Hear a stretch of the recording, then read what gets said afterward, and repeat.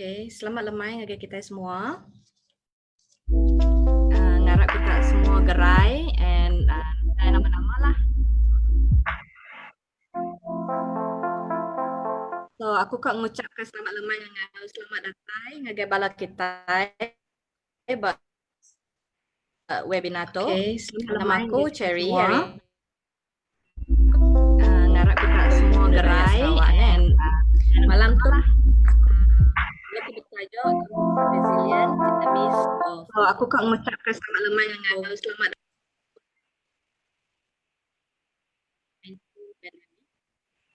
tau ke pengerian hati raban bangsa napik pengerekai COVID-19. Webinar tu dianjurkan bersama oleh SIDS ngau kerjasama ngau Sidak Sarawak Dayak Graduate Associations SDGA ni. Jadi program kita lemai tu tibisik tikit bala kita boleh akses buku programnya. Ia berpun ngau jakuk penglalu hari chairman SIDS kita IR Dato' Ailis Jawan. Dato' Ailis tu ia megai jawatan sekretari mendam ba Ofis Menteri Perengkal Rama. Tau ke Permanent Secretary kok kita, Permanent Secretary of Ministry of Utility Sarawak. So after that, kita ninga ke introductory dari Dr. Floriana Lendai, iaitu VP SDGA and SDGA Women. Speaker kita kelemah itu bisa 3 ikut. Nak asing agak sedap tau. Ngelala magang kita most of ni. Ya ke pertama malam tu kita akan ingat jakuk hari Profesor Dr. Jayum Anak Jawan.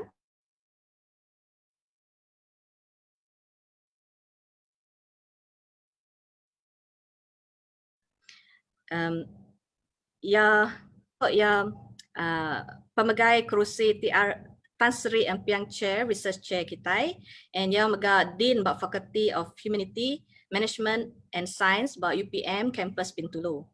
Udahnya kita kat mendiang ke jako are Associate Professor Dr. Madeline Berma, iaitu Fellow Academy of Science Malaysia. Last speaker kita for tonight, we'll be listening to Puan Fiona Marcus Raja. She's the Managing Director of Borneo International Exhibition and founder of Tenun. So, ngarap ke kita semua udah bersedia kak dengar ke penemu terbaik sidak yang malam tu. And tanpa muai masa, aku kak merik masa tu ngagai Chairman Sarakup kita untuk memberi kita jakuk lalau lah kiranya. Okay, to you Dato' Alice. Okey, terima kasih Puan Cherry. Puan Cherry itu mega ianya penolong setia treasurer, penolong pemegai wang Sarakup Indu Dayak Sarawak. Jadi keterubah meri selamat lemai, selamat datang ngagai semua bala ke bisik ngau mendiang ke webinar keterubah ke datua bala Sarakup begulai ngau SDGA kita di Sarawak itu. Tau nang segi program ke udah diperambu ke hari pun tahun tok adik lalu nak penganal kami sebuat tadi nang segi kak ngatur tau ba dewan yang tegal penangguh ke nak boleh diselih ke kita ngena cara baru the new normal ko sedai kita ngena cara webinar. Terima kasih hau. Kelemah itu mega melalui ke bala panelis kita, Profesor Dr. Jayum Anak Jawan, Associate Professor Dr. Madeline Berma, ngau Miss Fiona Raja. Meri selamat datang ngagai semua kita.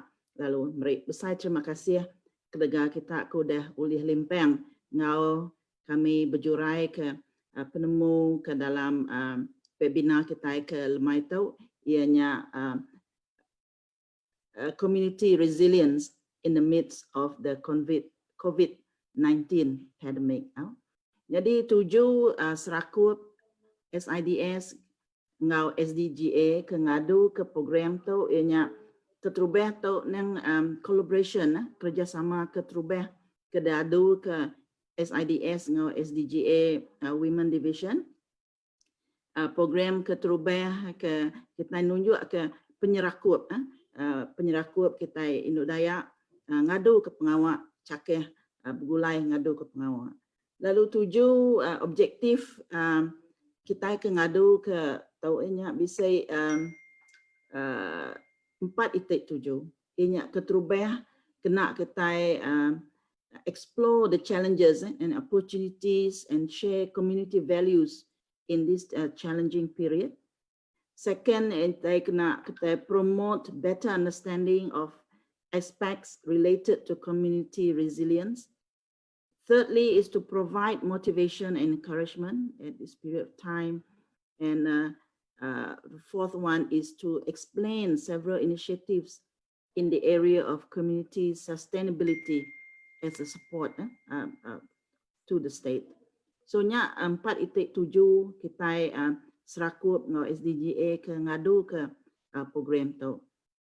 Tu nang sigit sitai ari program Sarakup ke Kak Dadu kita ngarap ke pengudah tu kita boleh ngadu ke program ke Bukai semina ngau SDGA dan megak ngau gerempung kita Dayak ke Bukai collaboration siapa-siapa boleh ngau collaboration ngau Sarakup.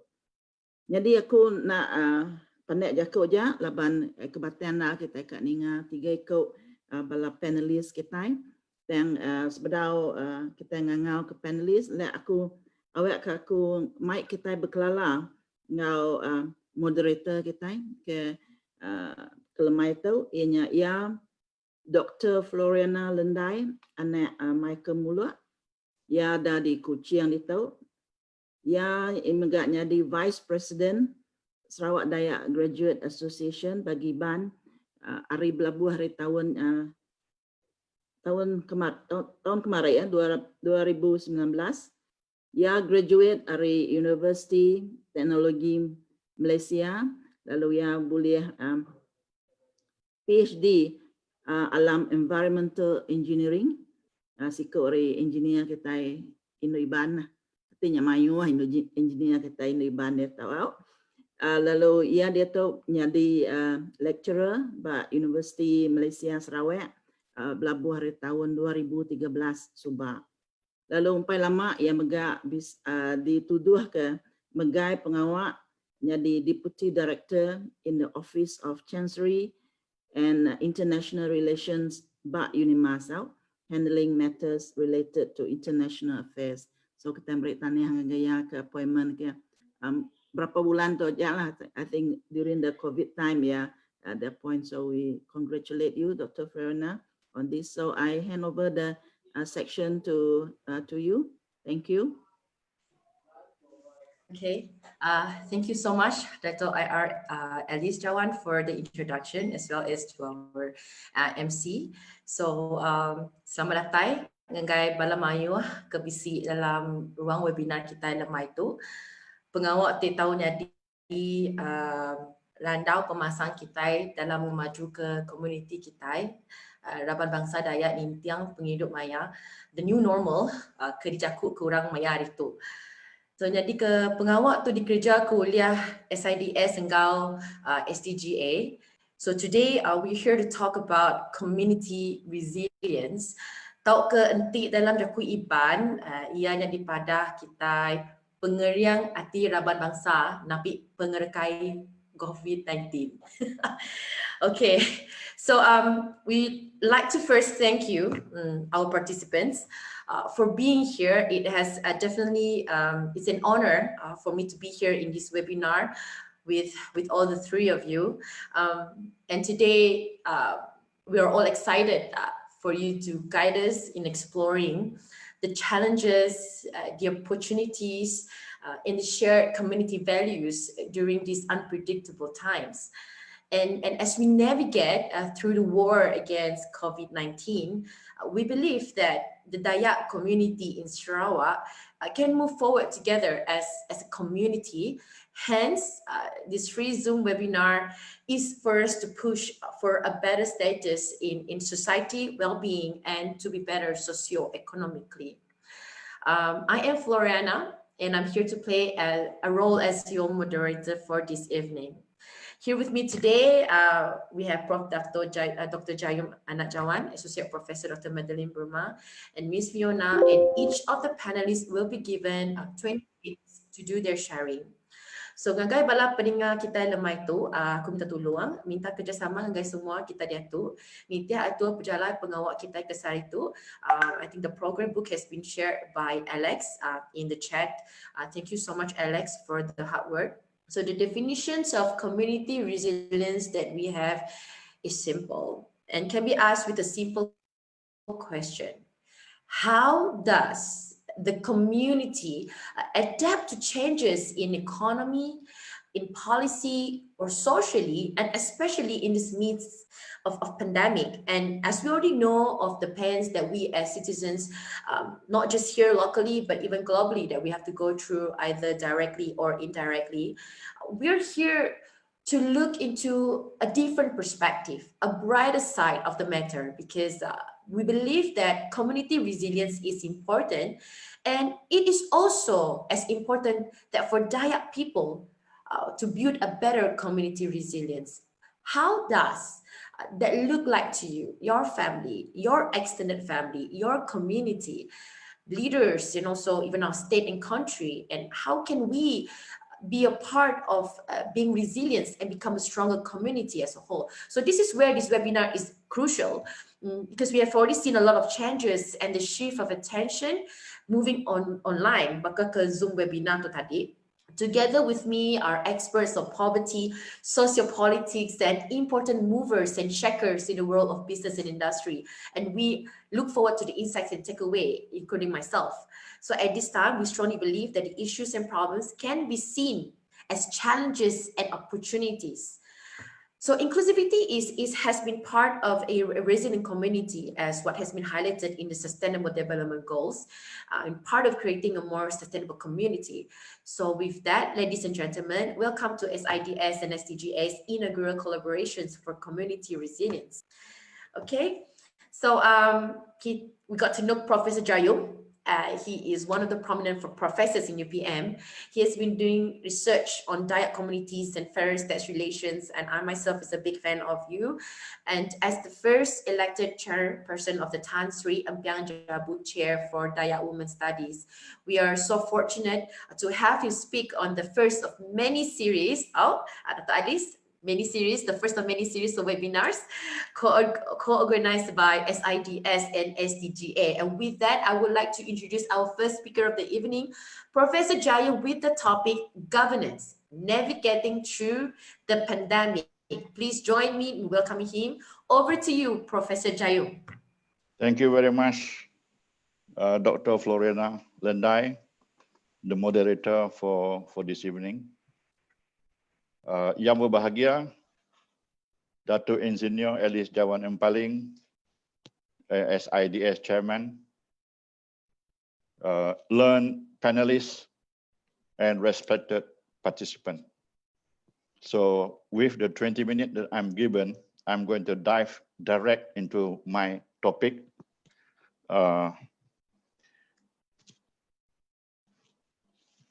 So how do Dayak overcome this pandemic? Well, I think Dayak people have been orang Dayak tu sorry, bakal orang berjalai berjalai tesat pengalaman 30-40 tahun tu tesat. So nanti kita tesat, kita patut polai ke pangkal jalai, ngambil kita berpun baru, ngambil kita berjalai nuju tuju ke dekat kita. So I think that is my main point. Yeah. So we are moving in many directions. We are moving astray from the very purpose that we want to. So the only way for us to reach our goal is to go back, to start all over again. Doesn't matter whether that is going to make us later. It's better late than than getting more astray. Now, pandemic is, I think, it's a very opportune time. It is a wake-up call. Dayak has been facing obstacles. Pandemic is just one of many, maybe one of the biggest obstacles. And I think it opened us to the challenges that we are facing. Now, I believe Dayak has the resilience. Dayak has the social cultural value embedded in the society. So we just need to dig into that and use that culture to move us forward, to overcome any obstacle that fall in front of us, that fall along the path. Now, let me remind Dayak, this is nothing new. Yeah, so Dayak has been described by many scholars of having 4 fundamental values. One, Dayak has been described as an egalitarian society, meaning that everybody is very individualistic. Dayak are very competitive, but at the same time, they can also display cooperation.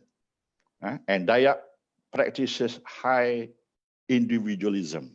So these 4 values, according to many scholars before us, has ensured that Dayak survive in the wilderness. Dayak opening up new world, new land with these 4 values, coming from the Dayak centers of the universe somewhere in Kalimantan, spreading across and opening up new area, new land to open up, to settle, to cultivate, to live. And so they have been very successful. So I think this value will stand us good in any obstacle that we are facing today, tomorrow, and how many days to come. So I think this value will stand us good. We don't need value from other societies. We already have them in our own society. So we just need to take it back, practice it, because Dayak society is a very close-knit society. Long house, 40, 50 families coming together, cooperating, living, helping each other. I think they were a great success. So as we move on from those years and into the new modern era, and I think we somehow, some way, we miss something. We allowed other societies to define us, other societies to shape our society. That's where we lost our value. Because, for example, nowadays, we allowed other societies to endorse our leadership, whereas before we define our own leadership. We choose our own leader. Our leaders are not endorsed from outside. Our leaders are elected, endorsed from inside our own society. So I think this is the thing that we need to reclaim, to bring unity into our societies. When we are faced with a pandemic, for example, we know that government are a very caring lot, whether it's a federal government, state government, local authorities. There are so many stimulus packages that are put out there to help everybody, to help the Malays, the Chinese, the Indians, the Kadazan, and even including the Dayak. But yet we hear Dayak complaining that, oh, some of this aid does not reach us. Some of this, there are Dayak who are not getting this aid from the federal government, from the state government, and even from the local authority. Why? So I think we have to look back into our governance system. We have the Tuai Rumah, we have the Penghulu, we have the Pemancar, we have the Temenggung. These are all networks of governance in our society. So with such a very well-defined leadership structures. How can some Dayak misses out on what the government is doing, what the government wants to do? So there must be some problem in all these levels of governance, from the Tuan Rumah to the Penghulu, to the Pemancar, and to the Temenggong, because these are supposedly links of the Longhouse people, wherever they are, to the highest level of government, the federal government. So when some of us claim that, well, we are left behind, we don't know what is going on, we are not getting what other people are getting, then it is not the problem of other people. It is not the problem of the federal government. It's not the problem of the state government. It's not the problem of the local authority. It is the problem of our own leader. What is the Tuan Rumah doing? What is the Penghulu doing? What is Pemancar doing? What is the Temenggong doing? They are the people who are supposed to bring this problem to the higher level.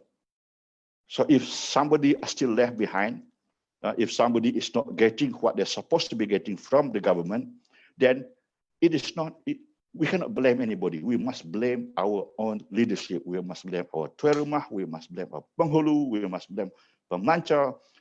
We are not supporting, we are not electing the right people to represent us, to help us in connecting with the government.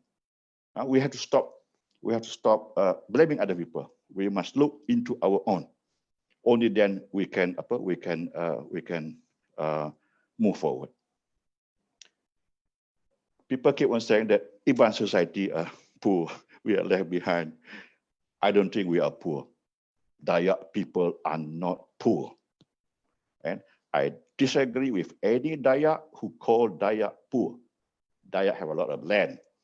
There are so many engineers. You have so many engineers right here in this web banner. You have many high-ranking government officers in this web banner.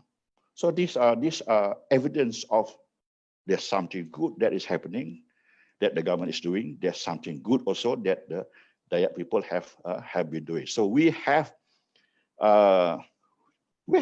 benefited from the development like everybody else, but we can do more. If we compare Dayak society to the Chinese society, to the Malay societies, we lack philanthropists. We lack Dayak helping Dayak. We have so many Dayak millionaires, but they're just keeping the money to themselves. They are just greedy. So why don't they form foundation? Help your fellow Dayak. Don't just help your brother, your sister, your family member. You must help others. Dayak helping Dayak. It's very easy for me to help my sister, my brother. Because they're my sister, my brother. But to be a good Dayak, to be a good Iban, I must be helping other people who are in need. My sister doesn't need my help. My brother doesn't need my help. Why do the ambassador need my help? Why do the permanent secretary need my help? No, they don't. There are many more worthy Dayak to be helped. These are the people that we need to reach out to. So we need to band together. We need to contribute a little, pay back, time to pay back, to be thankful for what you have. Help your fellow Dayak. This is what the Malays are doing. This is what the Chinese are doing. This is what many people are doing. You investigate. There will be a lot of Chinese foundation helping Chinese school, Chinese student, Malays, all that kind of thing. So this is what we are lacking. So we need to help each other, not waiting for other people to help us. So I think, so we have everything in the society. We just need that. We need to produce all these things in order to move forward. So don't ask, jangan minta, jangan daripada orang lain. So I think Dr. Fiona, I think that's enough from me first to provoke our participant for tonight. Thank you. Yeah, thank you, Prof. Jayum. Just to recap a little, so Prof. Jayum has mentioned that about how we as Dayak should strengthen ourselves, and to adapt to the current to the current changes that we have in this era right now, upgrading ourselves in that.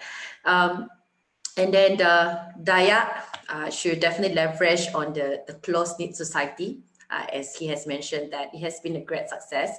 So we should definitely leverage on that, and it's one of those strengths, and we could definitely improve some more and collaborate more with each other. And along the way, Iban definitely has had great leadership governance. We could also learn one or two from there as well. So Prof. Jayum, there's a question here for you. In terms of nationalism and federalism, what can the Malaysians learn from the Dayak values other than the one that you have mentioned?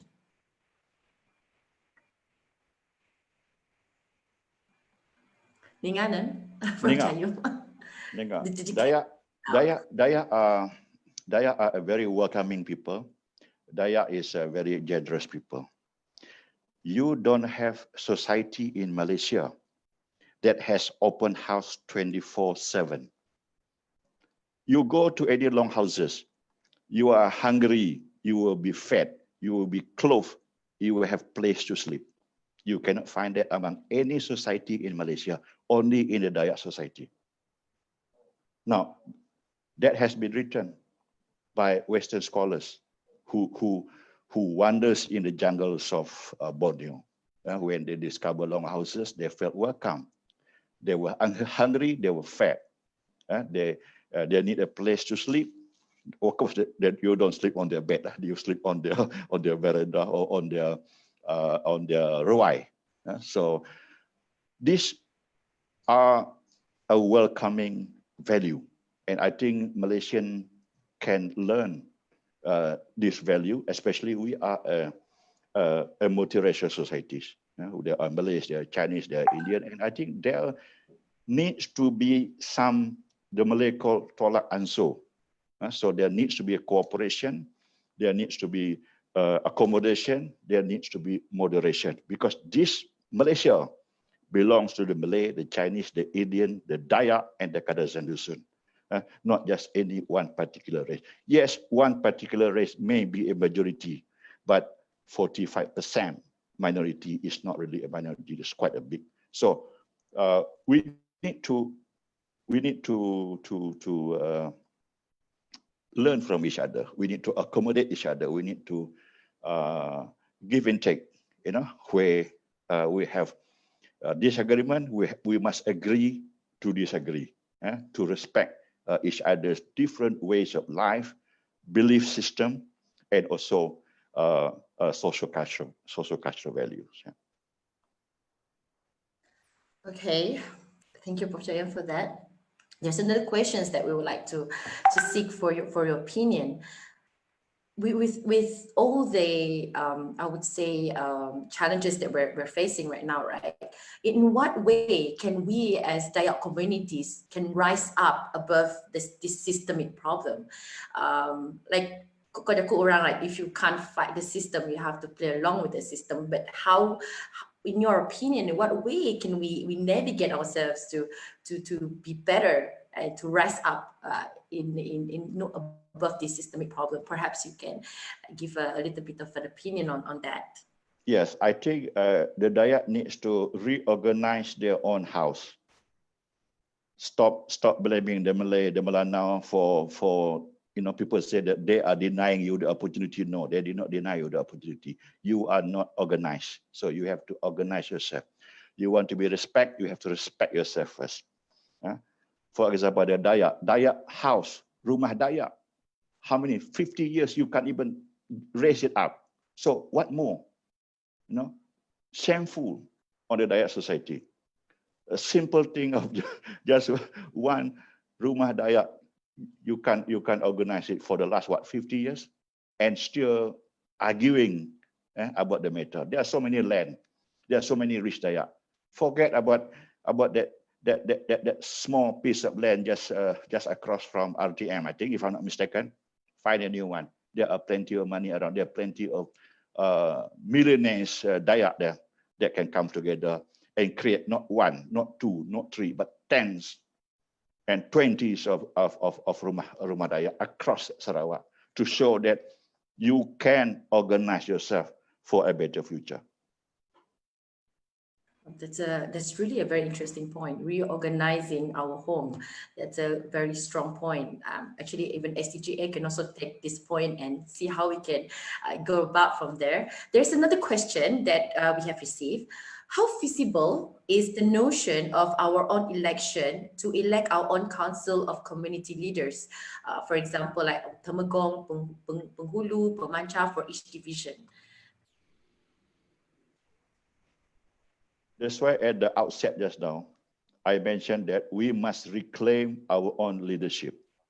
We cannot allow other people to endorse who should be our Temenggung, who should be our Pemancar, who should be our Penghulu, who should be our Tuan Rumah. All these are our leaders. We must tell people, this is our Tuan Rumah, this is our Penghulu, this is our Pemancar, this is the person I want to be my Temenggung, not the other person. When we have done that, then we will gain the respect of the other community. Until that, don't expect any respect from any other people. Thank you, Prof. Dr. Jayum, for the wonderful sharing and also for the answers, your responses to the questions. And it has definitely sheds some lights into the issues and challenges and the way forward for the Dayak communities. With that, without further ado, I am excited for our next speaker for this evening, Dr. Madeline Berma. She has always been supportive and critical on development and human issues, and hence, which is why we invited her. When she said yes, we were so excited, as it is not often that we do get Sarawakians who have managed to keep sharing on important topics like this, and we're thankful for making it despite her busy schedule and many important appointments.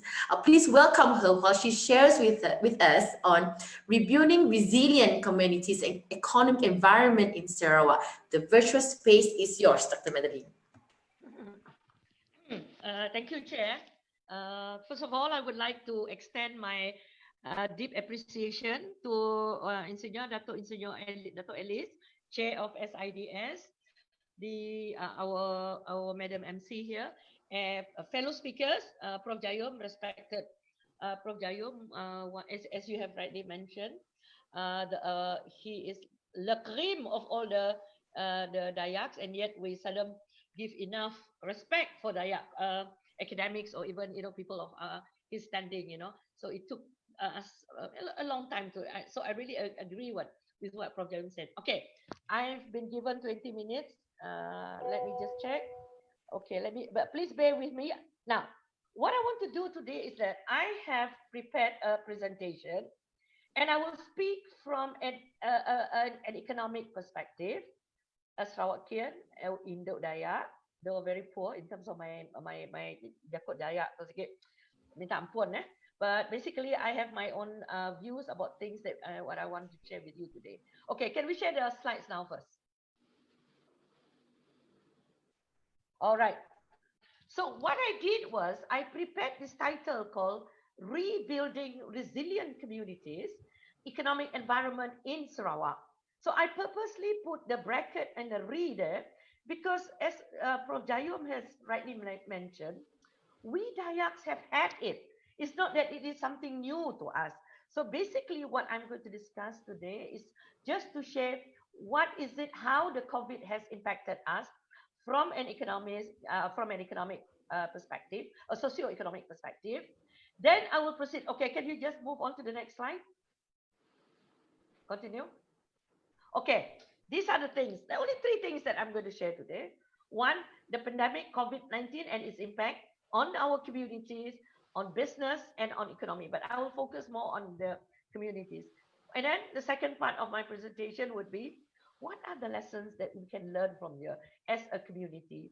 And the last part, I would like to share the way forward I'm not Pak Nujum or Mak Nujum, who can see what is going to be ahead of us.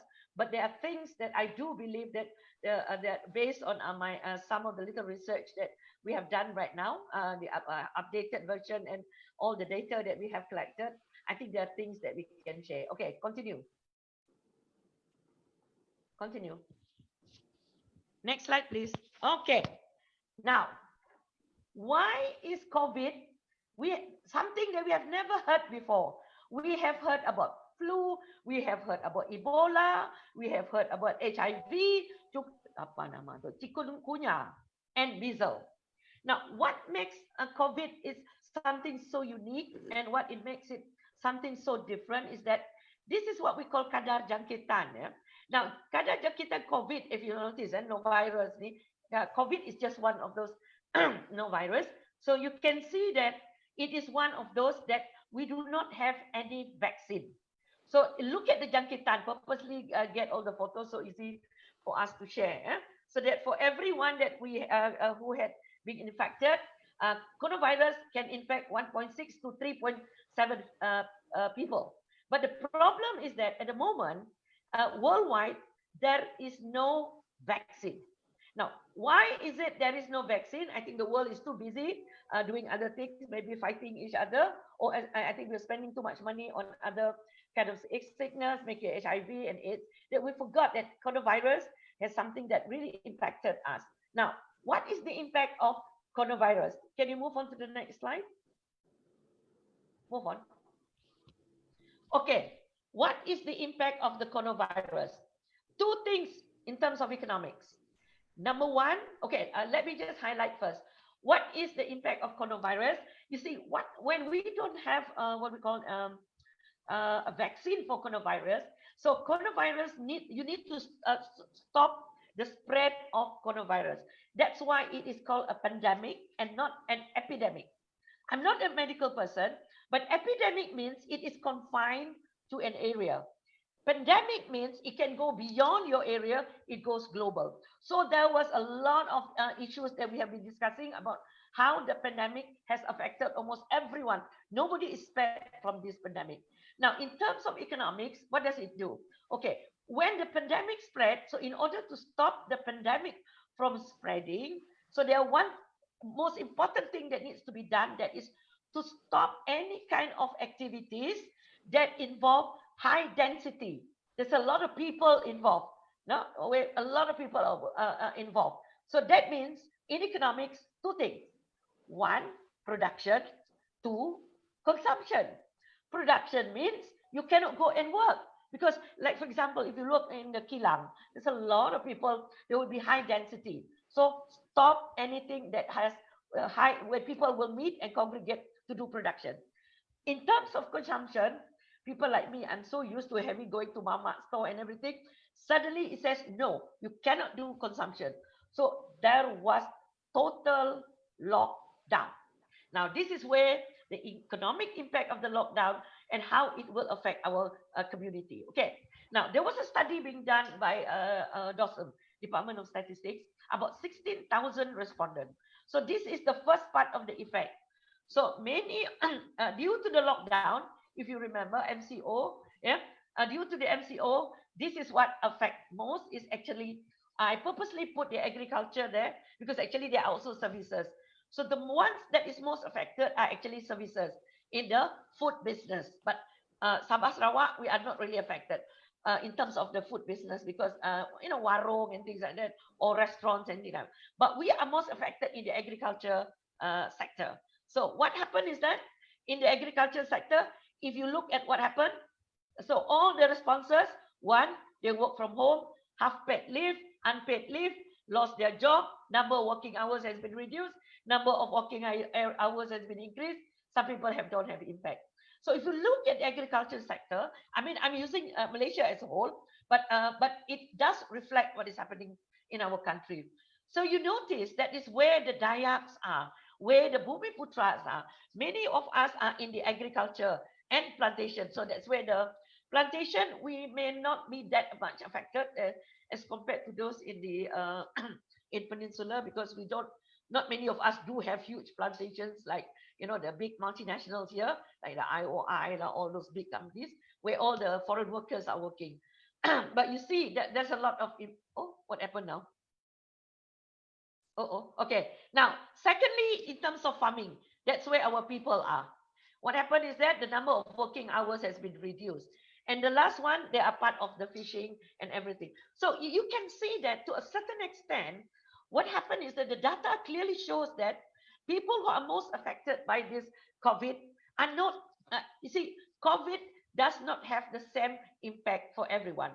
Prof. Jayum gave a very romantic scenario of like all Dayaks are the same. We are actually not a homogenized society. He cited about the Dayaks as being, we are, you know, we are, why I use the word we romanticize, we say we are the egalitarian, we are the competitive, we are cooperation, whatever it is, all the positive things. But when you look at modern Dayak, I think many of us do not fit into some of this. I am one of those. They call me Iban Murtad. I don't have a long house. I can't even speak proper Iban. And I think many of the younger generations are there. Okay, so alamak, can somebody get this thing off? There is a poll going on here. Alamak, this is okay. Can we move on to the next slide? So the effect of the COVID is not the same. For those who are in the T20, people, the Tan Sri, the Datuk Sri, blah, blah, blah. Datuk Sri Iban, Tan Sri Iban is definitely not the same with a T20 Iban, like Datuk Alice or Prof. Jayum, or M40, like me, a retired Iban or Dayak, or a B40. It's definitely not the same. So for me, I would want to see the kind of policies that government have in place. You cannot homogenize everyone. You cannot say that everybody has the same. Yes, we are affected in the similar, like people say, we are in the same storm, but we are definitely not in the same boat. Bisiknya nak perahu, bisiknya berjalan kaki, bisiknya tersat, bisiknya nak tersat. Now, let us look at the respondents' respondent facing financial impact during COVID. Look at Sarawak. Okay. The blue one shows on the left, if you look at the blue, 56.3% of total respondents in Sarawak claim that they are severely affected. So, of course, there are other countries like Kedah, Kelantan.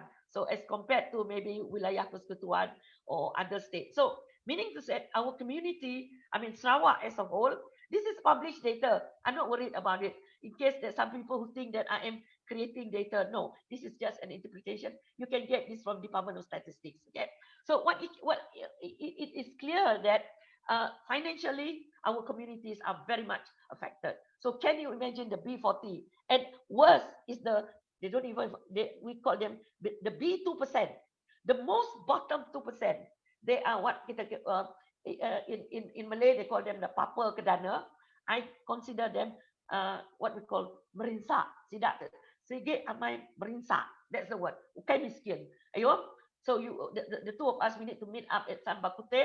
We go and fight about this issue. You said no Dayak Sapwa, and here I am saying that there are so many who are still in the below what we call the poverty income. Yeah. Okay, continue. Continue the slides. Okay. This is the latest data where we are in terms of our income. Okay. Penengah means median income. Purata means average income. So usually we will refer to the penengah. Penengah means median. Why? Because that is where the concentration is. Purata is unfair because you only have two people who are multi-billionaires. It will affect all the other data. So we tend to we try to avoid using purata. We use median. So if you look at median, Sarawak is 4,554. We are one of the richest states. But if you look at our median, it's still below the the national average. And you look at Bandar, and you look at Luar Bandar. So even if we say that how many Dayaks or how many of our indigenous communities are earning that kind of income, but I'm not saying that there are none, because this is penengah. So there are Dayaks, there are Malays, there are Chinese, there are Indians. I'm not saying that it's just Dayak alone. Okay, so we have them earning 3,195. That is the in Luar Bandar and 5789. So these are the data. Okay, proceed. Continue. Okay. Now, with the new data, the poverty line income, suddenly you realize that in Sarawak, our kemiskinan mutlak, or what we call absolute poverty, those who are below the new poverty line is 2280 for Malaysia and 2131, I think, if not, I'm not mistaken, for Sarawak. So anybody who is earning below 2131 in Sarawak, they are about 11.9% of them. So I don't have the data for ethnicity, although I do have, but I don't have the time to go dig into it. And the other one is relative poverty. This is what we call those who are the B40 and below. So if you look at it, they are about 16.8% of Sarawakians are within this category. So if you break them down into ethnic, then you can find it. Now, in terms of Pekali Gini is inequality index. So it is evident that Sarawak has improved. So our gap between the rich and the poor are narrowing. Okay, continue. Now I will go into the next level. Continue. Okay, this is in terms of access to utilities. So yeah, we do have access to utilities.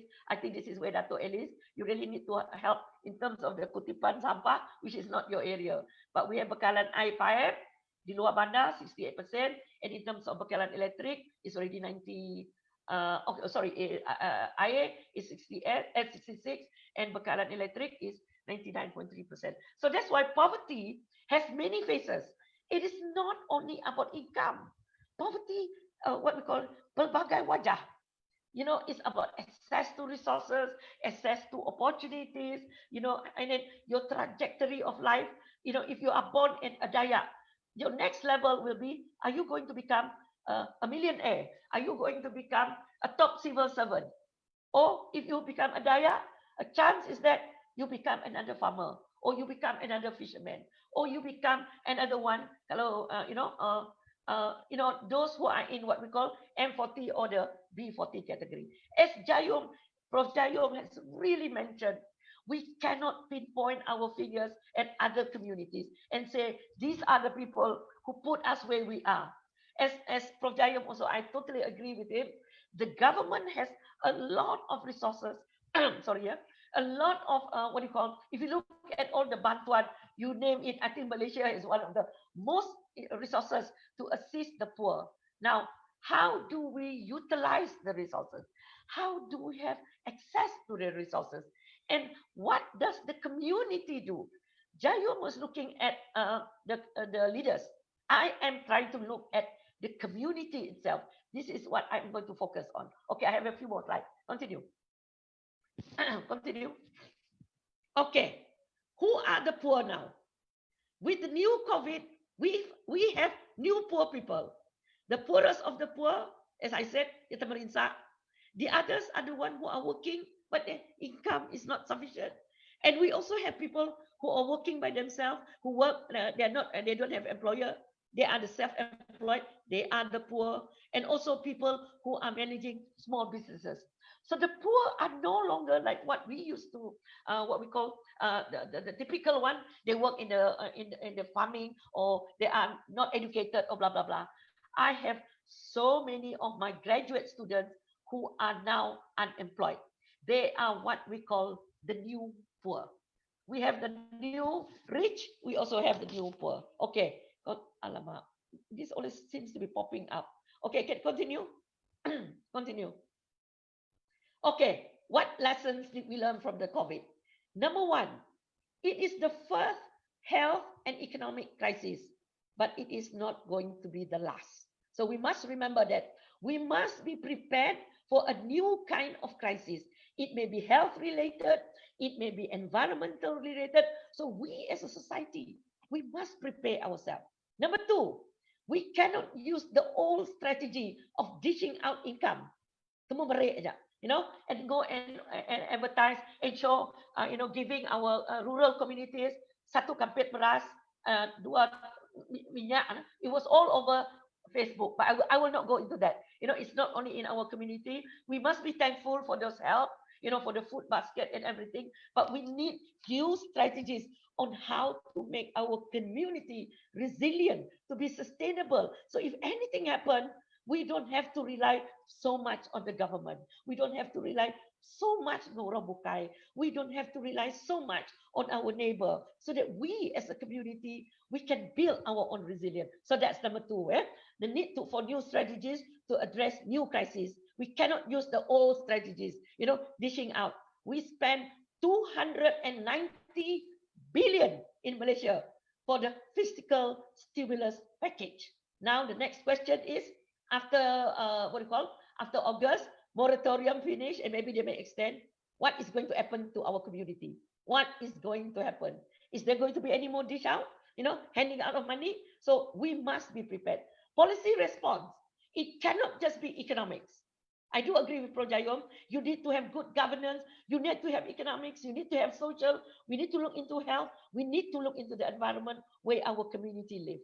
Number four, community resilience. This is really something I'm so thankful to SIDS and SGDA for initiating this webinar, so that we can look into ourselves. And my Malay and Muslim friend will say, muhasabah diri. Look inside ourselves. Don't always tend to think that, tok perintah, tok jahit, semua jahit. And then we never look at ourselves. What is it that we can do? I'm not saying that is, there are, of course, faults where there are limitations that the government can do. But today is not the point for us to find or to point fingers. Every time we point a finger at someone, don't forget there are 4 other fingers pointing back at us. Look at that 4 fingers and ask ourselves. Now, quadruple helix. Now, Prof. Jayum, coming from his political science background, he is very much into, pemimpin ketua. I would look for 4 quadruple helix. Number 1, we need the government. We need the government to be there to help us. Fine, because they have the resources and it's part of their responsibility. Sorry. Okay. Number 2, we need the we need the private sector. I love it when Prof. Jayum said, where are all our philanthropies? The foundation. Can you imagine if we were to walk in the streets of Kuching? I'm sure you have seen buildings that belong to our people, that have names that represent our community. We have Rumah Dayak, Jayum was mentioning, but never mind. After the COVID, we as a community, we must rebuild it. I must congratulate SGDA, they already have their own building, so very good. And SIDS also, you also have your own building, so another thumbs up. And then another thing that we must also learn is the voice of the voicelessness. Nobody wants to speak on their behalf.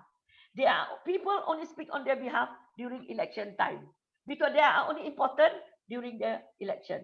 So we must be the voice for these people. We are the educated one. We said we met pemandai, sent to go to school. We cannot expect them, our community, to be, the poor, to say, oh, leave them where they are. After all, we are egalitarian. We are an egalitarian society. If you're poor, it's just too bad. You are poor because you are, you don't work too hard. But let's forget that. Egalitarian is good because we work very, very hard.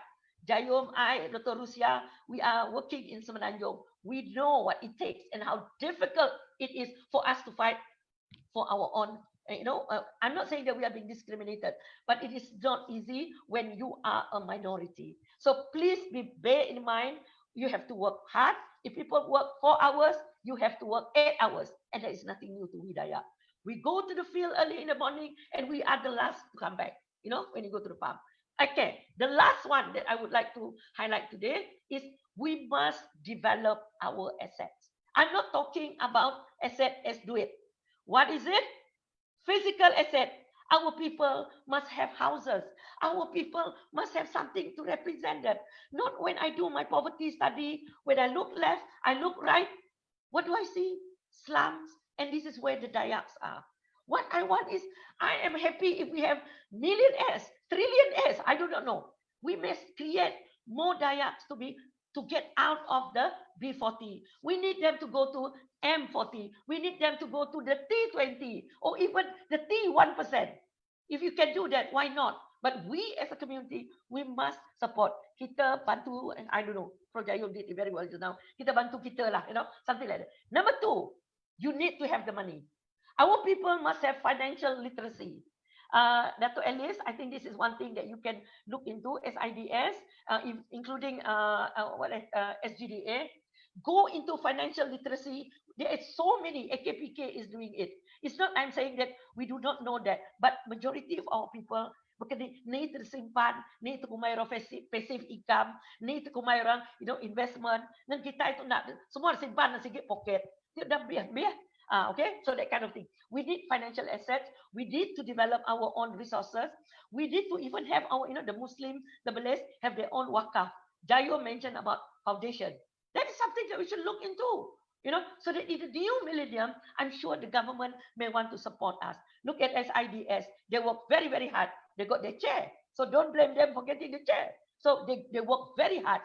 They prove themselves. So they got the chair. Now, the next one is human capital. Now, where is human capital? That means health. Our people must be very healthy. Nak ada duit habis kena pergi ke hospital. Number 2, human capital means education. Our people must be educated. Number 3, it must be skill related. Our people must have the skill. And you just Google anywhere. You go to the website, you can definitely find all this. Especially now with, now is a RMCO, okay, recovery period. You just Google, I can tell you, there are so many things online. So don't use it just to go campaign. I know that we're going to have an election soon, but campaign is campaign now because I'm an economist, so maybe I should not. Okay, I should not go into that. The third one, environmental. This is where the government must play, the private sector must play their role to ensure the environment where our community live, the rural areas, the pedalaman, look at the logging that is going on. Look at how our forests are being, look at our rivers. The color is even worse than Teh Tarik Mama. Social capital, build our network. Vertical, social, another one is what we call horizontal. Do your network horizontally among yourself. Do it vertically. If you know of another Dayak, you know that she is in the position, minta tolong. The worst she can tell you is, nadai kita nadai peluang, nadai kita tahu. But if you can prove yourself, but we also, when we are in the position, we also must also assist, or we must also support our community. But it must be based on merit. But merit not on a cross. You get the best Iban, you get the best orang Ulu, you get the best Chinese, you get the best Indian. Oh, kita di Sarawak ada Indian. Don't because of lapa ya tok ter Iban, aku ngelala Madeline. So Dato' Ellis would say, kapan kami ya? That we should not allow that. What we need is develop our capacity so that we have the best people to the point that during interview, people cannot say you are not the best here. We have better candidates. So that is a thing that we know. And finally, which Jayum have rightly mentioned, we need to have political assets. How can we educate our community to be politically literate? Bukan seminat, bercakap, just seminat maya campaign aja. And then, all this kind of thing, because I have 9 WhatsApp, Dayak WhatsApp. Aku rupanya balak aku. Because everybody's talking about politics now. Because I am so poor in politics, so I don't know what is happening. But basically, for me, it's okay to have it, to be there. But we must also be politically literate, politically matured. Okay, the last slide. Last slide. Mayang bercerita Madeline dong.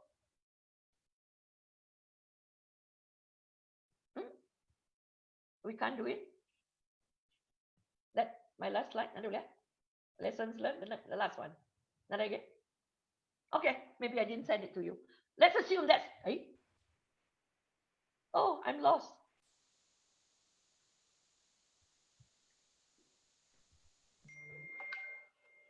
Oh my God. I'm lost.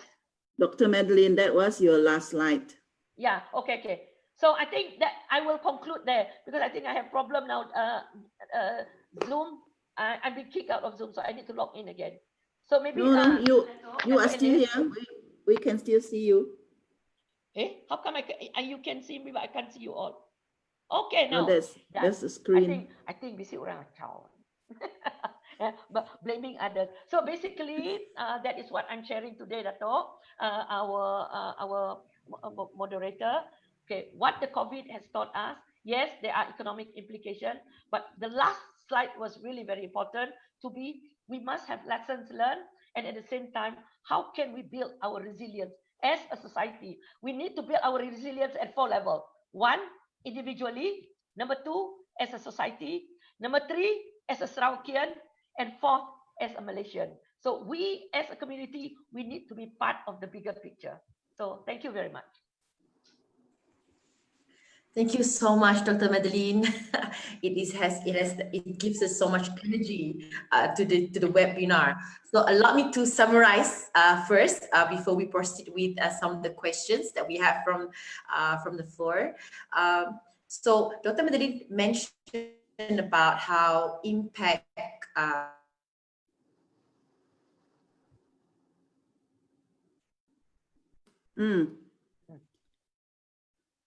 So I believe that her system have hung. She's Yeah.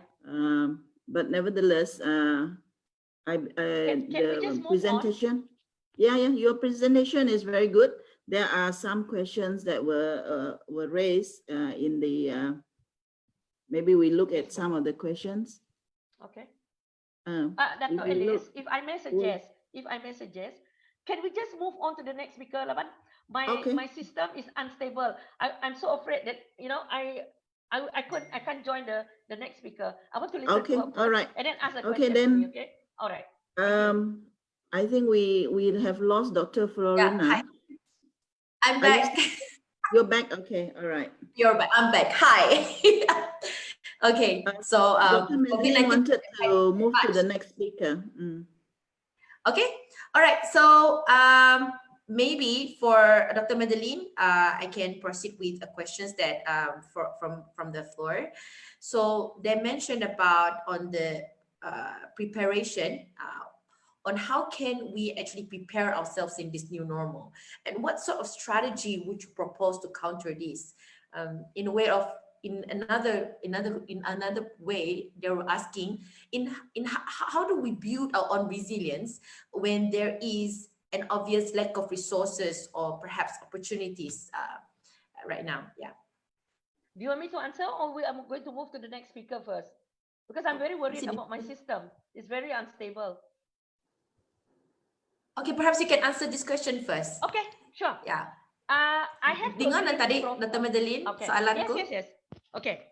For me, the most important thing, like Prof. Jayum has rightly mentioned, okay, this is a very good start for us.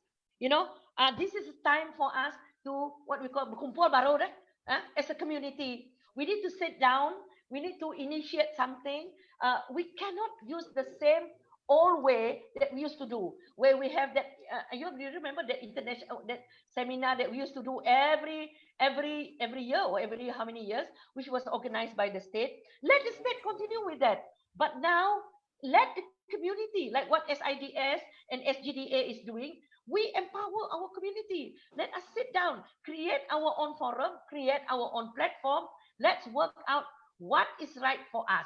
The government can do whatever they want. We can support them. I'm fine with that. I would love to attend their seminar where the Ketua Kampung also come. But this time, let the youth, people like SGDA, people like SIDS, you initiate that. Then we will find our way, with all the little things that I have shared with you. So it has to be something different.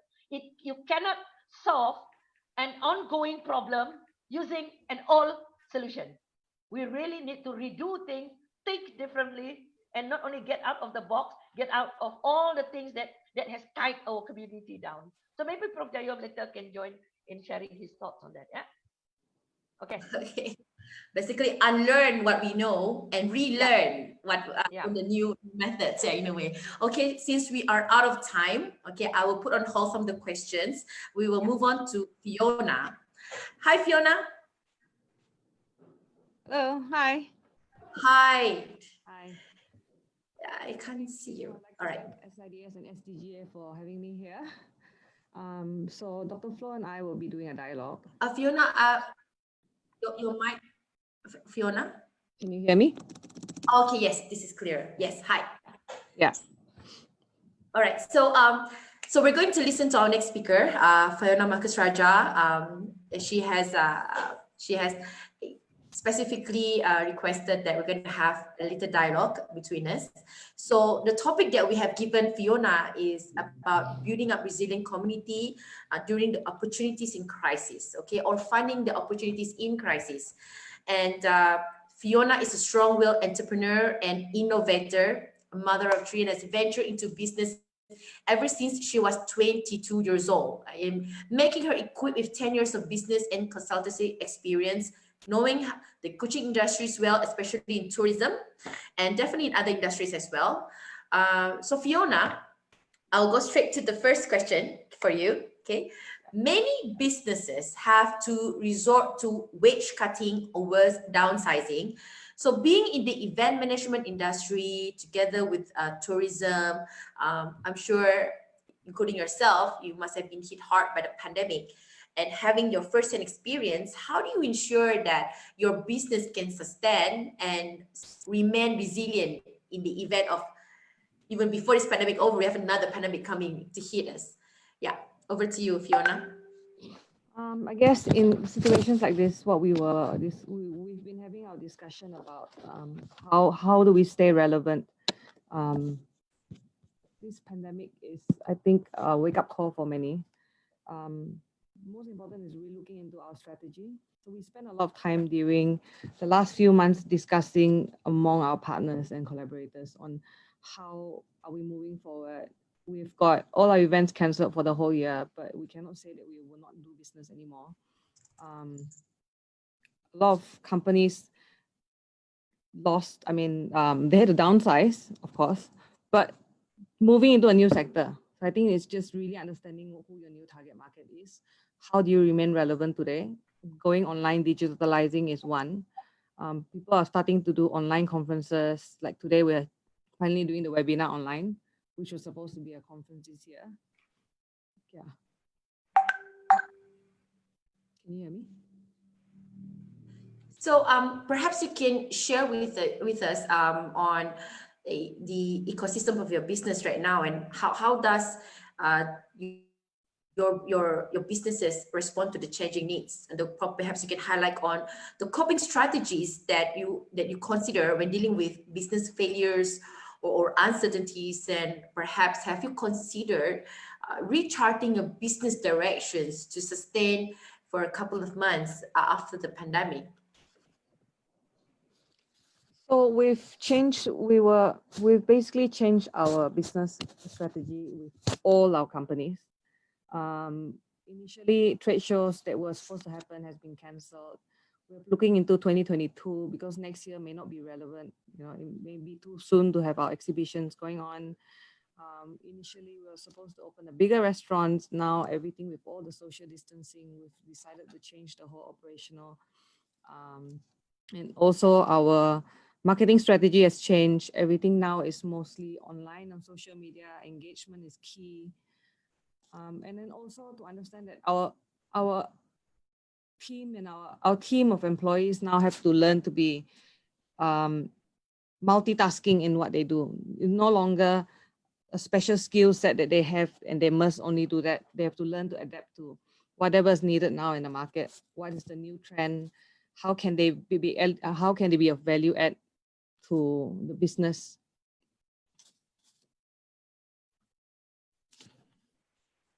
Can you hear me? Yeah, you're cutting out a little. Perhaps your mic. My mic is. Yes. Let me see. Yeah. Sorry, can you hear me better now? Better. Okay. Okay, right. Moving on to the next questions that we have. This is about your opinion on the digitalization in jobs, working from home, and how has the technology served as an enabler for that option? It was challenging at first when we started having Zoom meetings. I think efficiency of our performance for the entire team was very low for the first month. And then now it has become a norm. So our entire team still does Zoom meetings every night at 9 p.m., which made everyone a lot more effective, working with our own time. And now we are able to stay connected with our partners from abroad. Previously, we needed to arrange for meetings and conferences to talk.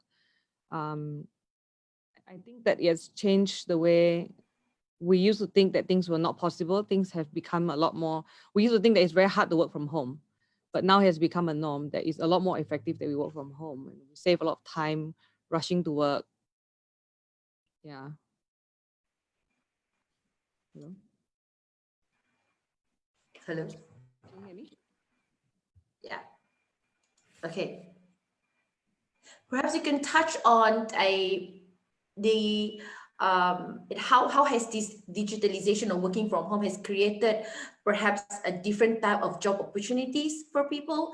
Maybe, you know, like how Grab has changed, you know, from just merely sending people from places to places. So we start to explore on Mart, even delivery services, you know, with the businesses that whatever that you have been engaged with. In what way has this changed? You know. So we've started, so initially we were doing cooking classes at one of our business. And now because of the whole COVID thing and the social distancing, we started doing videos online, master classes. Our team has started doing recordings on various different groups. They are from cooking classes to tuat making, and also on the performing arts aspect. It also allows us to do cross marketing, because with this now we have content to market out of Sarawak. So during this time, we are focusing a lot more on how do we develop content so we can stay continuously market what we are doing in the future. So instead of just sitting down waiting for something and hoping something will happen, we've been really focusing on marketing strategies.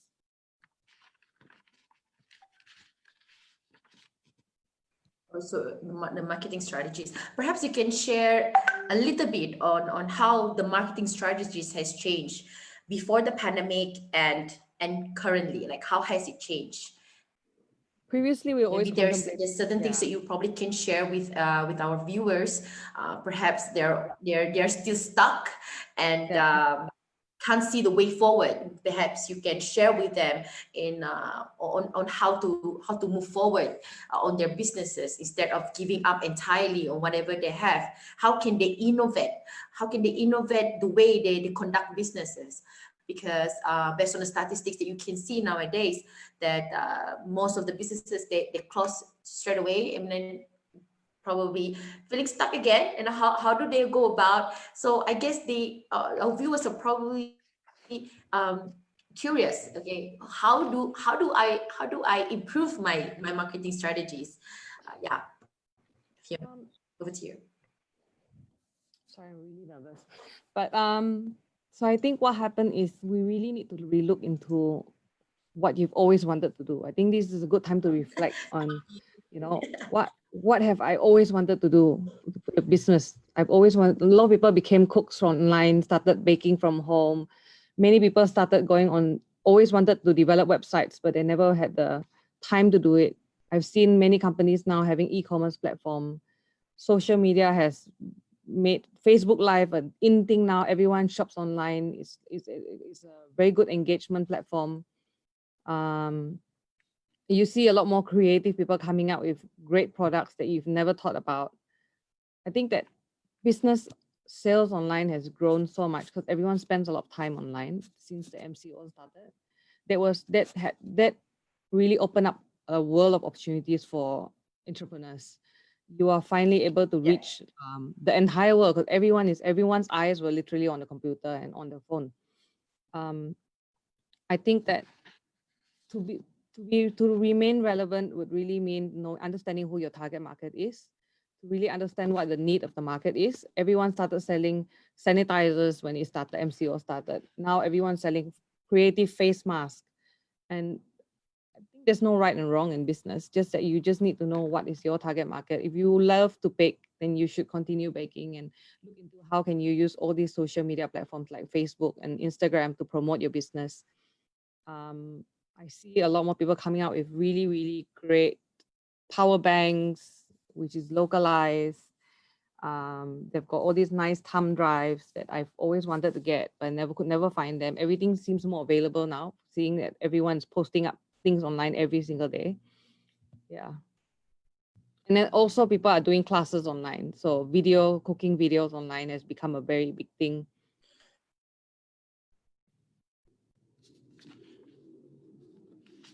Yeah. So looking into tourism, right? When if we were to look from the perspective of tourism, especially in the condition or situations that we have right now, where we don't have international visitors coming over to us, how do you suggest, or what do you suggest, or what do you propose for the small businesses in Sarawak, like especially those in traditional businesses, or maybe like the Tenun, or like even the products, the locally made products? How can they rise up above this? Perhaps what kind of skills would you recommend them to have in order for them to market themselves better, and despite not having the visitors to be here physically? Perhaps you can say a few words on that. I think this whole pandemic has brought up some good in some businesses in tourism. It forced people to embark on a digital platform, like promoting things online. Because traditionally, tourism has always been a very traditional business. Everything was based on word of mouth, agents. Now, during the pandemic, everyone has realized that the importance of digitalizing, the importance of content, especially. I always emphasize on the word content. People are coming up with more contents now to put online, to advertise, to promote the venue. They're thinking of innovative ways on how they could interest people to come and visit Sarawak now. Food has become a in thing where people want to travel for food leisure. We're also looking into coming up with virtual class where you can have virtual tours. So it's quite interesting because everyone has started coming out with all these ideas, doing AR, VR, and how can you still sell the experience without coming to Sarawak at this point. We take it as a marketing period where the entire world is heavily promoting what we can offer as a tourism destination. Experiences has changed as well. People are looking into innovative way of how they can deliver experience. Like I said, AR and VR has become an in thing. Videos, shootings, all this has been going on for quite a while. But whether we've been adapting to it was something that we've been taking our sweet time. But because of this pandemic, everyone is forced to fast forward and really adapt to changes.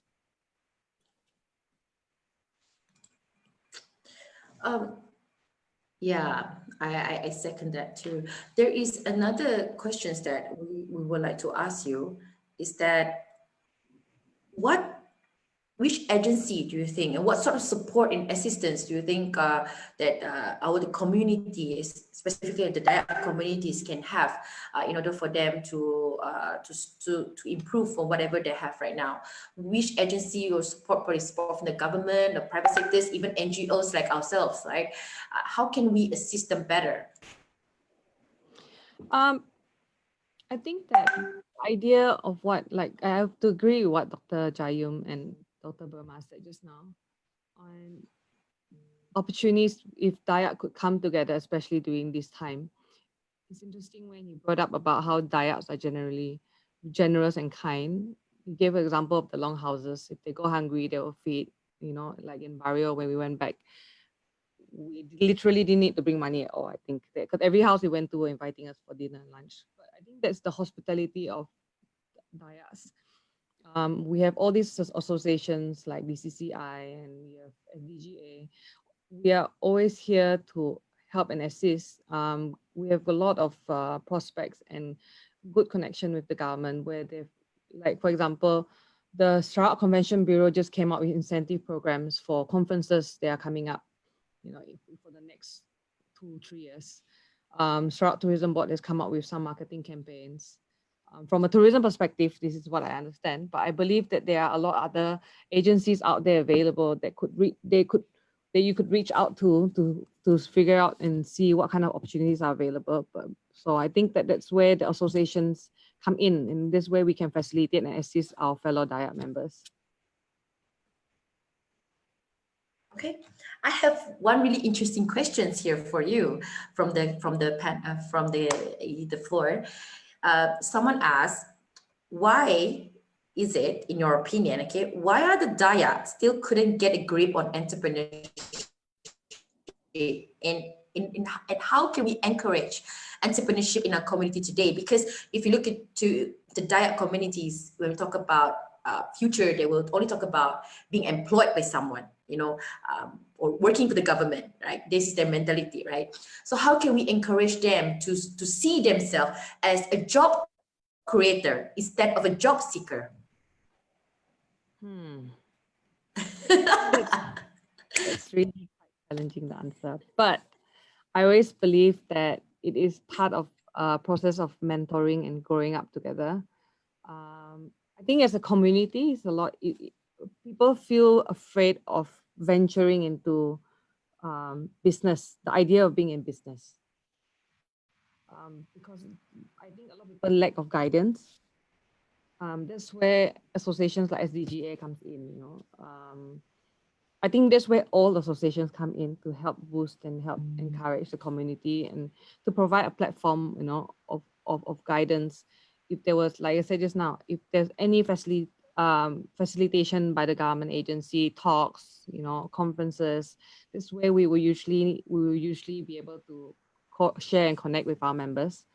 But to be an entrepreneur, I think that it really you can sell noodle, you can sell ayam panso, and you're a businessman.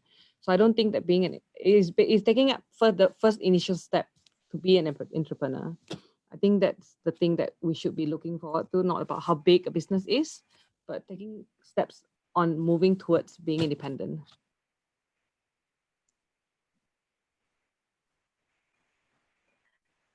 Thank you, Fiona. You're okay there? Yeah, the line is Yeah. okay. Okay. Yeah, my line as well. All right. Thank you so much, Fiona. So I guess we have reached to the Q&A session for all the panelists. So I'm gonna go through the Q&A that my repertoires has collected. So Prof. Dr. Jayum, Dr. Madeline, and Ms. Fiona, get ready. Okay, let me take a look at the questions that has been collected. Okay.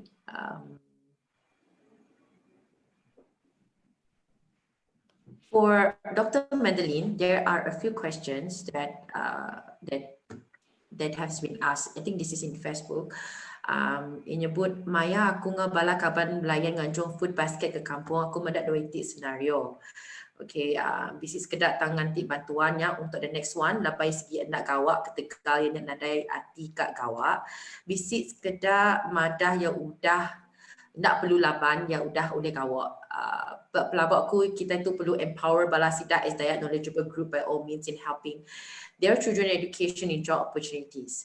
The question here is that, do we have that kind of assistance to empower our society, because we cannot just mingle among ourselves when our society is lag behind? So I guess what this person is trying to say is that we should mix with those people who are way ahead, you know. I guess this is what this person is saying. So would you have a say for this, Dr. Madeline?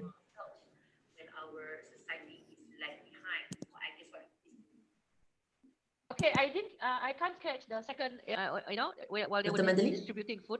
Hello, can you hear me? No? No? Hello? Okay. All right. Can you hear me now? Can you just thumbs up? Yes. Okay, thanks. Okay. Basically, when if you look at the question asked, that's why I'm saying what I said earlier on when I said that we cannot generalize. You cannot homogenize. Homogenize means you tend to equate everybody is like that. Like the poor, all of them are poor because blah blah blah, because we tend to look at the poor. They are, we tend to have a negative a kind of connect. For policy purposes, sometimes you need to understand that different people, different contexts, different situation have different outcome. So for us, there are people, there are Dayaks who are what do you call it? There are Dayaks who feel that they're just waiting. I do have relatives like that. They're just waiting for the handouts, and they say, why do I have to work so hard? I mean, it's already good enough. The government has given me 300 or 4, especially now with Bantuan Prihatin, they were very happy. But I think we should not use that as a benchmark for the Dayak community. We do have very, very hardworking Dayaks. We have very, very we heard there are so many of them. The concept of entrepreneurship is not just about selling and buying and being entrepreneur. You need to have what we call the entrepreneurial spirit also. The willingness to embark on something new, the willingness to do something different, thinking things differently. So to me, that is most important rather than just seminat berjual aja dah pasar malam. It's okay. That one is for, we call them nascent entrepreneurs. But after that, they must upgrade. Anak terlama-lamanya kenyak aja dah. There is nothing. Some of them are jual ikan tergintik dulu. But by now, maybe they should be doing selling empurau lah. They have to use empurau as an example. Now, the second one, I didn't hear the second question. I can't hear just now. What was it? Is it for me? Yeah. Is it So you're pertanyaan saying nombor that dua? they should have like a vision, 5 to 10 years. Nama visions. Yeah. That Nombor dua sounds tadi. very No, actually academic. that's Is it mission? mission. I don't like all those. Okay, it is too loaded for me. I just want our community, now with the COVID now we have gone through it. Hello. Just sit down. I didn't answer one of the responses. Hello, can you hear? No. Putus. Yeah. It's really okay. The last thing I want to say is that I did say, in fact, I responded to one of the questions inside there. I just want a very simple thing that we as a community can do. Duduk berwai, duduk berkedai kopi. Just sit down and work out what are the strengths of our community. Bala kita okay, not the big Iban community. That's too big for them. Just in my own long house. In my own long house, nama apa pengeri yang kita dito? What is it that we have? How can we develop nak jadi penanggul kita dito? Our communities, what are the typical SWOT analysis? Just empower our community. They are not, the problem with us is that we tend to have what we call we always think just because we have a PhD, just because we have a PhD, just because we hold some big position, we drive a big car, we thought that we know better than these people. The we and the them. In economics, you cannot have that kind of attitude. You need to empower the community. You need to sit down with them, listen to them, and let them think what is best for them. It cannot be just top down. It needs also to be bottom up. So this is where leadership, like Jayum said just now, you need people who can think and help our community to think. It must be recognized by the community. Vision, mission is too high up. It's for me. Okay, thanks.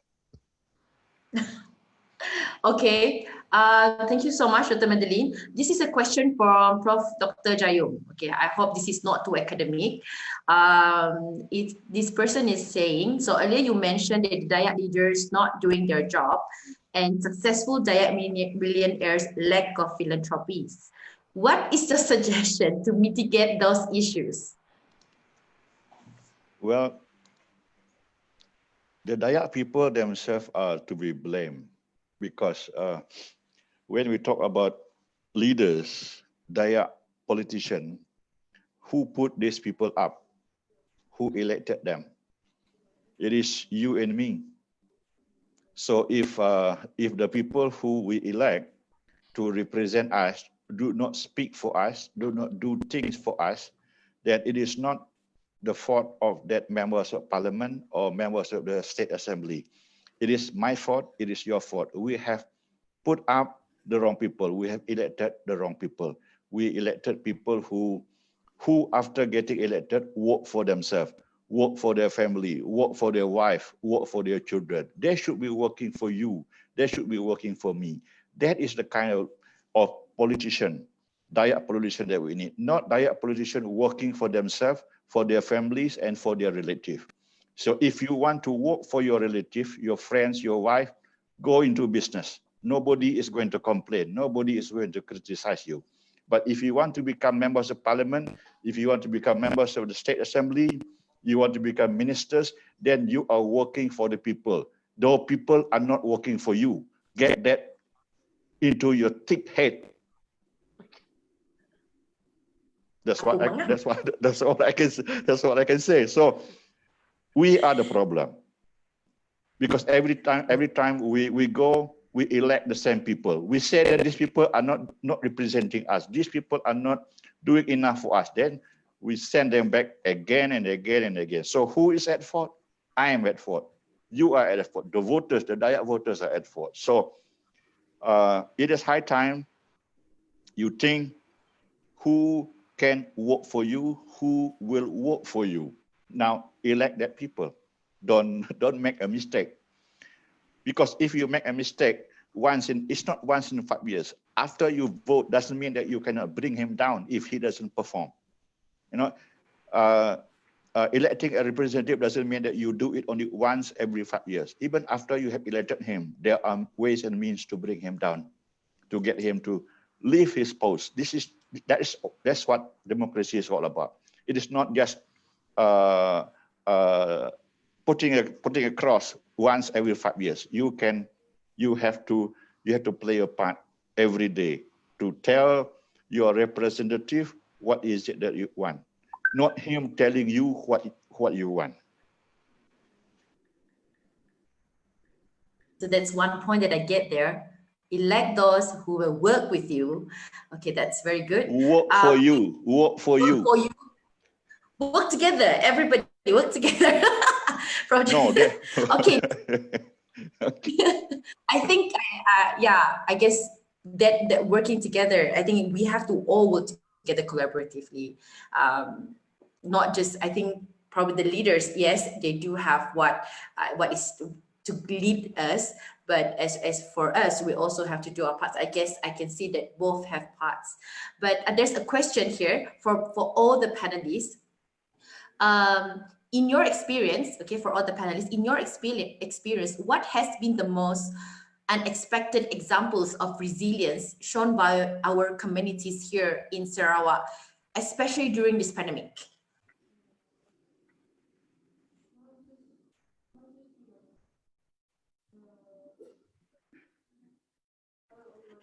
Yeah, Dr. Madeline, would you like to try first? Go first.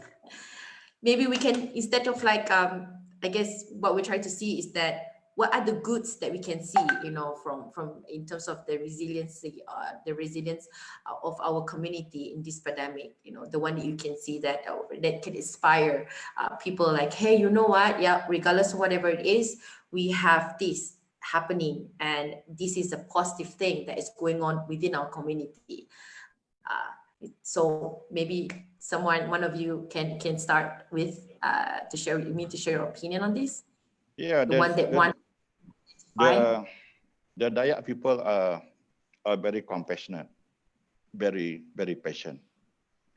50 or 60 years after Malaysia, 50 or 60 years of claiming that they have not really benefit from independence, from the formation of Malaysia, but they are still patient. They don't go to the street like people, red shirt, blue shirt, yellow shirt, and that kind of.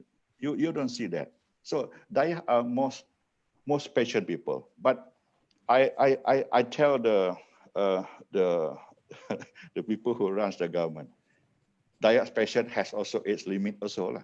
So I think governing a multiracial society, there must be justice, there must be fairness to all. Dayak is a small community, small percentage. So I think Dayak understand, what should accrue to them. They're not asking for a lot. They're just asking for what is a fair share that should come to them. So I think leaders needs to address that, because when you are a leader, when you are a Prime Minister of Malaysia, when you are the Chief Minister of Sarawak, you are not the Chief Minister of the Malay, you are the Chief Minister for the Dayak, you are the Chief Minister for the Chinese, for the Melanau, for the Orang Ulu. If you are the Prime Minister, you are Prime Minister for the Indians, the Malays, the Chinese, the Kedas and Dusul. So you are the Prime Minister of the country, not of one community. So I think our leaders at the federal level, at the state level, at the community level, has to understand that, and they have to change their mindset. Don't keep on asking the people to change their mindset. You, as a leader, change your mindset first. You set the example. People will follow. Good example, not bad example. Okay. Thank you so much, Prof. Jayum. What about Fiona? What is that one positive thing that you can see that's happening in the community, regardless of the pandemic that, the pandemic that we're going through right now? That one thing that when you see, you'll be like, wow, I am just so proud of our community. Staying at home. Staying at home. So I think that during the That is pandemic, significant, actually. Adapting to the new normal. yeah, I think that we've been very proud of ourselves. Everyone has been well behaved, following guidelines, staying at home, and it's got a lot of people together. And everyone in the business industry, everyone's calling each other, asking how's your business, how are you doing, how are you keeping up, are you keeping your staff, how many of your staff you're letting go, or do you have? So I think it made the community grow stronger in many, many ways. Yeah, and also, like I said just now, so everyone was able to Thank you, Fiona. incorporate, follow Madeline, would you like instructions. to add some more points? Okay. This webinar itself is an example. We would not have done it. Dr. Ellis, you said this is the first of its kind. So this is a fantastic example where our community come together. We don't have to wait for the government to tell us, please have another seminar. Said, we embrace what is happening around us. We knew that this is the right time for us. Let us work together. So you see here, I am a dinosaur. I already retired. So I come from the older generation. And then you have people like, all of you here. You look at Fiona, you look at you, Floriana. I mean, this is really something. If you want to ask me what is the best thing that came out of this COVID, we would not have done this. We would have done it in some big hotels. God knows what we are doing there. And then have some short seminar and then come up with 1,000 resolution. And after that, another 2,000 next year and another 3,000 resolution. And none of it has been I don't know what happened to those. We have very thick resolution. I've attended, I think, 3 or 4 seminar. I think Jayum has more. Up to the point that I said, what are we going to do with those resolutions?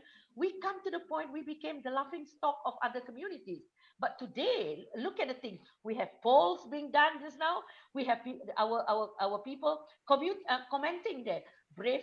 I mean, you look at the chat. I was following their chat. So these are the kind of new things that, if you talk about resilience, we are here to find out what is it that we as a society, the young, the old, the middle age, or whatever, the B20, the B40, the M40, and the T20, is that we can work together.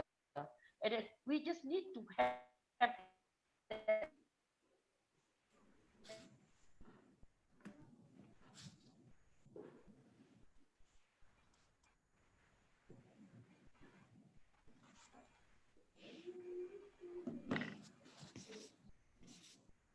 Hello? So somebody would use the word kepapas, those kepapas, don't Yes, I saw that. positive, so we can, but do not dwell into it. I think we move on. Her sound is not too good. Yeah. Okay, just to thank you so much for all. Since we don't have enough time for those questions and answer that I didn't get to pick and to ask, it's okay, no worries. We will have a link later on in SDGA where you can just drop your question there, and we will pass it over to our panelists and get them to answer it later. In conclusion, as Dayak communities, we need to sit down together. We have to re-strategize, okay, because of the changes. We need to take a stand, and we need to start empowering our own community and knowing what is right for us.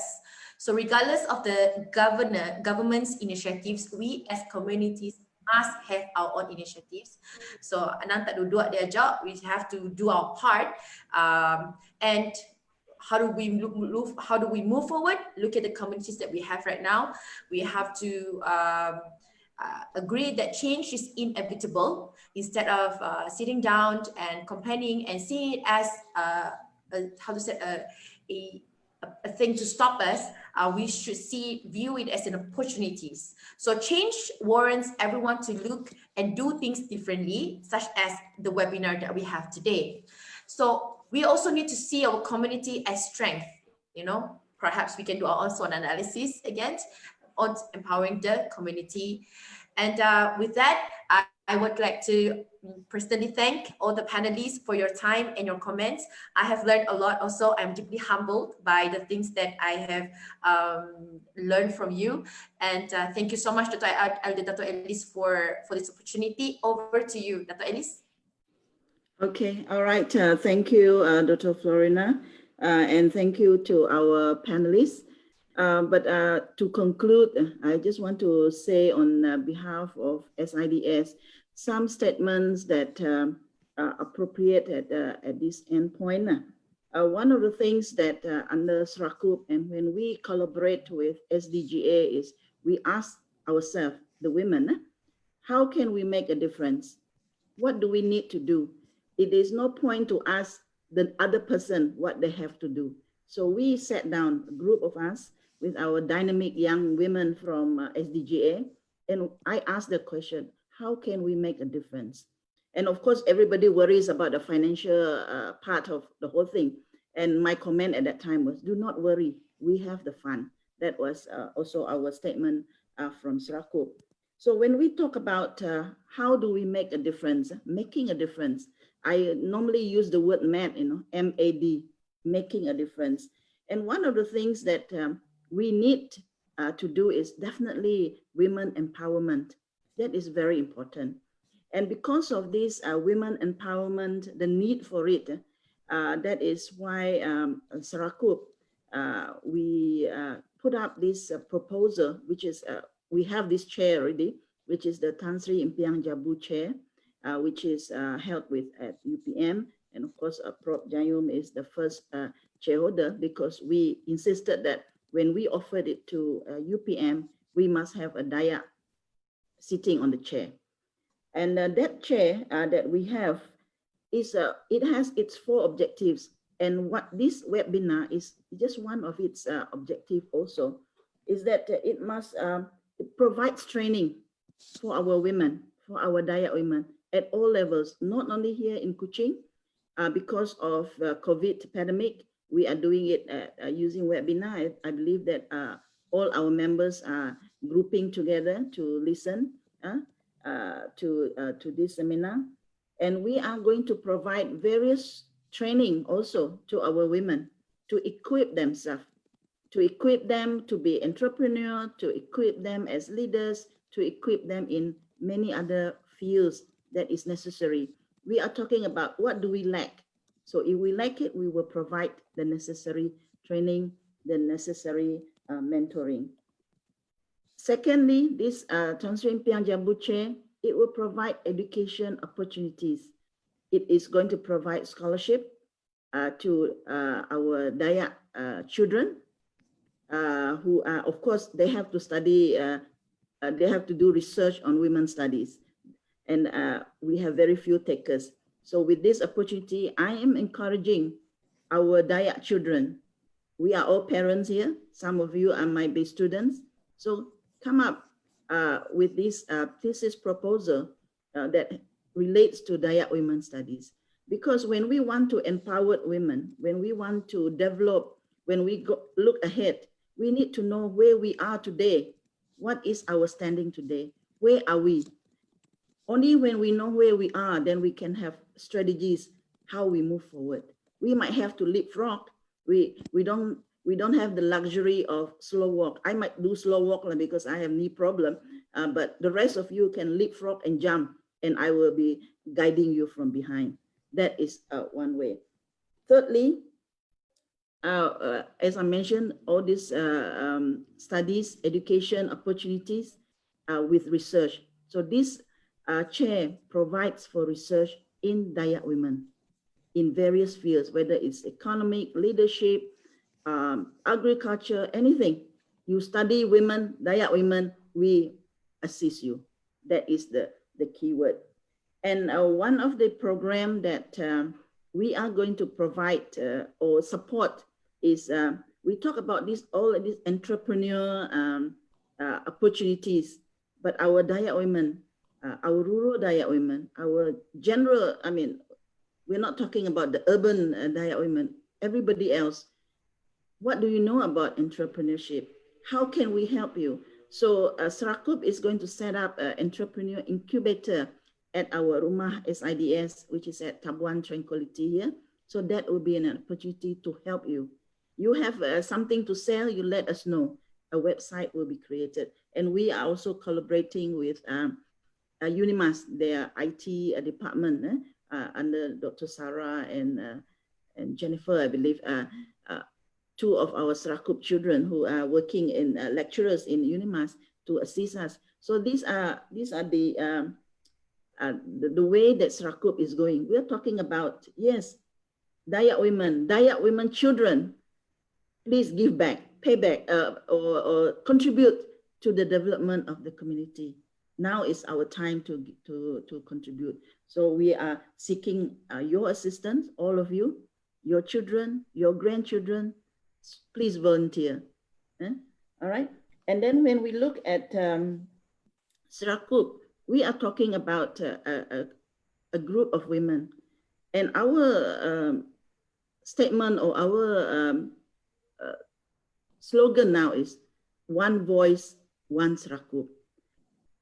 We can have many ideas, but at the end of the day, we must speak in one voice, because many voices is too noisy. Nobody listens to you.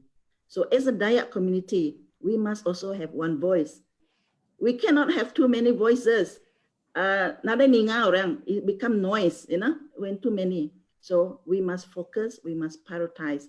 I think that is important for us as a Dayak community, and specifically as Dayak women. Dr. Madeline just now touches on utilities. So that is something that is I'm passionate about. This is my lifelong career has been in utilities, especially in water. And one of the things that we have in, so I'm speaking as in my official capacity, I guess, but this has been mentioned many times by our Yang Hormat Minister, Yang Hormat Dato Sri Stephen Rudi, who is very visionary to ensure that his slogan is no one will be left behind. That means that every community, every Dayak community, every rural community will be provided with utilities. And that utilities we are talking about is 100% utility supply in terms of electricity and water to our community by the year 2025. So we have a master plan already for it. I do not know how it is planned earlier, but of course they do not have great women working in water utilities at that time. Now we have a group of dynamic women in the utilities in all our 4 agencies. So we are planning to ensure that no woman, child, or man sometimes have to ever carry water from the river. So whether we are providing you with treated water or safe water, you will get it. But of course, I need your help also, because some of your longhouses are not even registered in the resident office, So you have to let us know, because then we can reach you. We might provide you with alternative system We provide you with alarm. We provide you with rural electricity. You just have to let us know where you are. Because I have to say, like my minister, Yamuma Dato Sri Steven, they have to repeat his name all the time, that he will ensure that. Because we have been provided with, the state government has provided us with a sufficient fund to ensure that this will be carried out under the stress area first, which is 4 billion, and 2.3 billion is for electricity. There's a lot in the history of Sarawak. That is the first time that we actually provided to cater for stress areas only. All right, so that is the things that I wanted to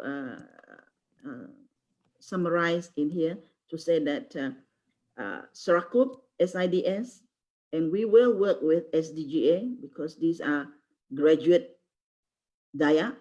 They should have the vision, they should have the ideas, they should have the energy, and Sarakup are there to support you. Sarakup would be there to provide you with some thought, because Sarakup is made up of dynamic, matured women. So that's the difference, young, dynamic, and matured women. So when we group together, I tell you, we produce wonderful women. All right, so with that, thank you very much. And we will definitely continue with this webinar. And we thank you for all your ideas. To the participants, those who are watching, thank you very much. Your ideas and your presence have make it, that gives us the energy, the spirit, the semangat, to carry on. And the speakers, the panelists, thank you very much. We really appreciate it from the bottom of our heart that you have contributed. And definitely we will call you again in smaller group, because we definitely need to know how we can develop our Dayak women entrepreneurs, how they can start it, how we can start it, and we are getting help from UPM, of course, and we are also getting help from UNIMAS. And I think all the Dayak graduates, all the Dayak community should be getting together. I think the time to talk should be minimized, and the time for action should be more. And Sarakup, we believe in that. We talk less now, we do more. You see, our action speaks for our ideas and our vision. So with that, thank you very much, and have a good Sunday, have a good Saturday, and thank you. Salam satu Sarakup. Awak ke kita semua mujur, ngerja pengawak, lalu nengah kita ke bergerumpung berserakup nengah SIDS, nengah SDGA, kita ngemansang ke kita raban induk Sarakup, lalu raban community kita. Ya, terima kasih. Okay, thank you, And Dr. I pass this to Cherry. All right, thank you, Dr. Ellis. I think she said it all. Ya dah, madah part aku sebenarnya. So I just want to, I just want to thank everyone for listening, and not ari Zoom aja, ari Facebook. I believe most of you are on Facebook now. And ngarak ku te kedinga kita malam tu, boleh menambah ke ilmu kita, penemu kita, and then merik kita buah pikiran bakani kita boleh terus maju dalam dunia ekonomi zaman COVID tu. So aku ke merik terima kasih ngagi moderator kita kelemai tu, Dr. Fiona, ngau bala speakers kita, Professor Dr. Jayum, Dr. Madeline, and Fiona, labau dah berkongsi penemu ngau kami ke malam tu neh. So nak tu aja webinar kita ke malam tu. Tuhan memberkati kita semua. Engkau jaga diri kita mana-mana.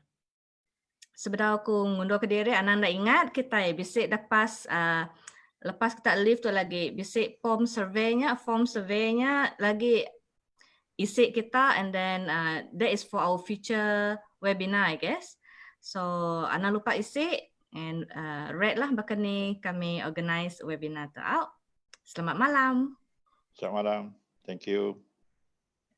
God bless.